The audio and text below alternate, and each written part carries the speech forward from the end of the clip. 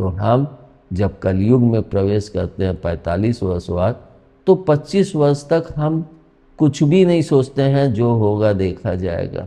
लेकिन कुछ लोग जो सनातन भगवत मार्ग पे चल रहे हैं, भगवत भजन और वे सत्य का मार्ग पकड़े हुए हैं, तो वे पाप कर्म से बचते हुए आगे बढ़ते हैं। लेकिन बहुत से लोग अगर हम देखें तो बहुत ज़्यादा तादाद होती है, लोग ये सब नहीं सोचते हैं। वे सिर्फ ये सोचते हैं कि हमारे पास धन दौलत हो, ऐश्वर्य हो, अथाह संपत्ति हो, हम ऐश करें, हमारे बच्चों को ऐश हो, उनका जीवन ऐशपूर्ण करें। जो खुशियां हमने नहीं प्राप्त की वो हम अपने बच्चों के लिए पहले से ही करके दें कि वे उन खुशियों को प्राप्त कर सकें। मगर वे ये नहीं सोचते हैं कि हम ये सब उनको देने से पहले उनको सीख क्या दे रहे हैं, और अपने लिए पाप कर्म इकट्ठा कर रहे हैं या पुण्य कर्म इकट्ठा कर रहे हैं। इस तरह से वह 70 वर्ष की आयु तक जीता है। इसी कारण 4 युग कहे गए, 5वां युग किसी ने भी वर्णन नहीं किया है। लेकिन हमने जब ध्यान में बैठ के इसका जब मनन कर रहा था, तो बहुत से लोग 70 वर्ष की आयु, कोई 100 वर्ष तक गया, कोई 80 वर्ष तक गया, तो वह कैसे, वह आयु किस युग में जाती है? तो एक तरह से देखें तो मैंने जो समझा वह यह है कि वह अपने कर्म के भोग के लिए जाती है।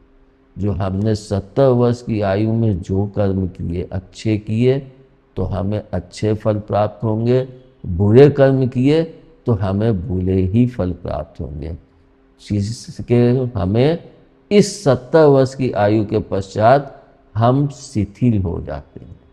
तब हमारे ऊपर हमारे बहू बेटे या जो भी हो वे हावी होने लगते हैं। हम एक तरह से कहें तो पूर्णता तो निष्क्रिय नहीं होते हैं, लेकिन इतने निष्क्रिय होते हैं कि हमारा उतना वर्चस्व नहीं होता है। इसका सबसे बड़ा कारण होता है कि कमाई का स्रोत पहले मेरे द्वारा चलता था, अब कमाई का स्रोत मेरे बच्चों के द्वारा चल रहा है, तो उस पर हमारा अधिकार नहीं होता है।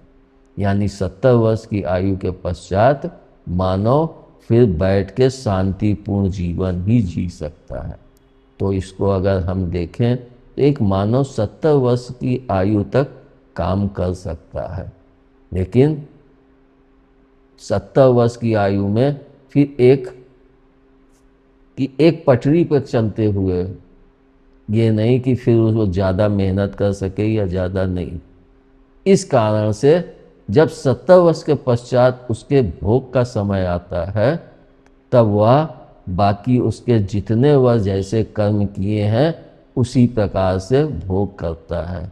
और जो 5वां द्वार, मैंने जो 5वां युग कह सकते हो, मानव जीवन का 5वां एक विभाजन कह सकते हो, तो उस आयु तक बहुत कम लोग ही पहुंच पाते हैं। अगर अधिकतर हम देखते हैं तो 70 वर्ष की आयु के पहले ही बहुत से लोग इस दुनिया से रुखसत हो जाते हैं। यानी उनके पाप कर्म और दुष्कर्म इतने ज़्यादा होते हैं, चाहे इस जीवन की हो चाहे पिछले जीवन की हो, जिसके कारण वो एक अच्छा जीवन और लंबा जीवन नहीं व्यतीत कर पाते। मगर जो व्यतीत कर पाते हैं उनको अपने इन तीनों युगों का, चारों युगों का भोगमान 70 वर्ष की आयु के पश्चात ही भोगने को मिलता है। तो हम इसको यह समझ सकते हैं कि 5वां युग हमारे कर्मों के भोग का युग होता है। उसमें अगर हम सत्य के मार्ग में और प्रभु के मार्ग में चलते हैं तो व्यक्ति उस मार्ग पे बैठ के भजन करता है, प्रभु की समीपता और निकटता और अधिक पाने के लिए अपने आप को और सुदंड करता है। और जो व्यक्ति पाप कर्म में डूबे हुए होते हैं या जिन्होंने बहुत अधिक ईर्ष्या द्वेष रखा है, 70 वर्ष की आयु के पश्चात इनकी इन वासनाओं में और बढ़ोतरी हो जाती है, तो वे और भी ज़्यादा घातक हो जाते हैं। और इसको अगर हम देखें तो कहा भी गया है कि जिस घर में बुजुर्ग नहीं है तो वहाँ पे समझो ज्ञान की कमी होगी। इसका सबसे बड़ा कारण अगर हम देखें तो वह यही है कि व्यक्ति जब इन चारों युगों को जी लेता है तो उसके पास बहुत सा ज्ञान होता है, बहुत वो अनुभव कर चुका होता है जी कर, तो उसके पास ज्ञान की एक अनुपम संग्रह होता है। इसीलिए कि जहाँ पे लोग कोई बाधा आती या कोई, तो सबसे पहले अपने बड़े बुजुर्ग से ही राय लेते हैं कि क्या करना चाहिए। इसका यही है कि उनके पास ज्ञान की अधिकता होती है। अब अगर हम इसको देखें तो अब उसके जो भी कर्म हैं तो वह 70 वर्ष के बाद 80 वर्ष तक जिए, 90 वर्ष तक जिए, वह सब उसके कर्मों के भोगमान के लिए ही मैंने जाना और समझा। इसमें मैं एक चीज़ और भी देखा कि परम पिता और परम माता कितने अद्भुत ज्ञान से परिपूर्ण है। इसको जब मैं इस चीज़ पर मनन कर रहा था तो मैं इसको सोच के एकदम रोमांचित हो उठा कि देखो हमारे हाथ में 5 उंगलियां बनाई गई और मैंने इनको वर्णन भी किया था कि इसको मैं स्वयं को मानता हूँ, ये शक्ति मानता हूँ, ये धन की शक्ति मानता हूँ, ये ज्ञान की शक्ति मानता हूँ और ये पत्नी को मानता हूँ। तो इस तरह से मैंने 5 का ज्ञान पहले मनन ध्यान के द्वारा प्राप्त किया था। लेकिन जब मैंने इसमें कि युगों का ज्ञान मानव जीवन के में कैसे बट जाता है, प्रत्येक मानव कैसे एक जीवन में इन चारों युगों को भोगता है, जब इसका ज्ञान प्राप्त किया तो 5वां की आखिरी में 5वां युग भी है जो है कर्म भोग। तो उस युग में जब कर्म का भोग करते हैं तो मैंने फिर जब इसको अपने हाथ की उंगलियों से जोड़ा तो देखा सबसे पहले जब बाल अवस्था होती तो बहुत मजबूत, बहुत खुश, बहुत हर चीज़, हर एक व्यक्ति, जैसे अंगूठे के बिना कोई कार्य संपूर्ण नहीं होता। कोई कार्य आप करोगे टीका भी लगाओगे अंगूठे से, मतलब अंगूठा सबसे मस्ट माना गया है।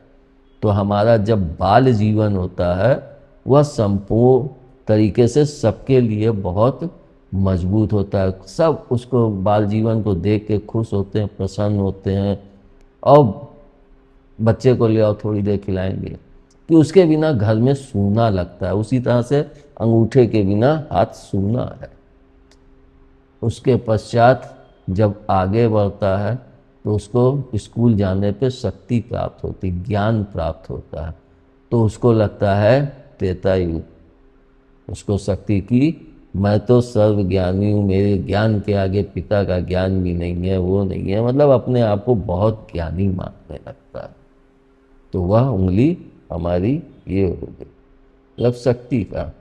इसके पश्चात द्वापर युग, जब द्वापर युग में प्रवेश करता है तो धन यानी लक्ष्मी, तो वह हम कैसे कमाई करें, कैसे अपनी पत्नी और अपने बच्चों के लिए, यह सब इसमें पड़ रहा है। मतलब तब उसको सारा कुछ ध्यान कमाई पे होता है, धन शक्ति कैसे हम अधिक से अधिक बढ़ा सकें।